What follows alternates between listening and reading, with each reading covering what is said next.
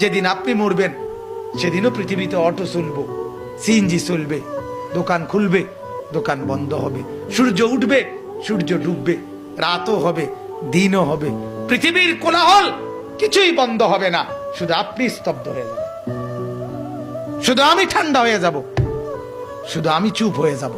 আর নয়তো সবই কি চলবে কিনা বলেন?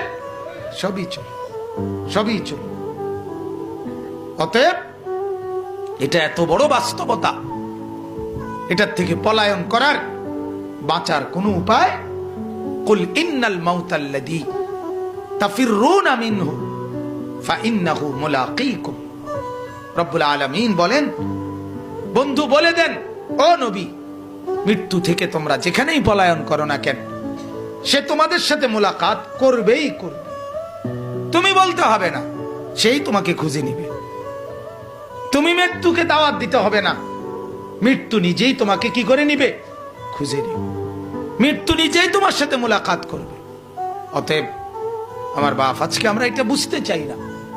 দিন দিন কোরআন থেকে, নামাজ থেকে, আখিরাত পরকাল থেকে দূরে থাকতে থাকতে কলিজা পাথর হয়ে গেছে, পাথরের ঢালাই হয়ে গেছে, কলিজা পাথরের ঢালাই, একেবারে টাইলস লাগাই লেছে কলিজার ভিতরে, এত শক্ত পাষাণ হয়ে গেছে।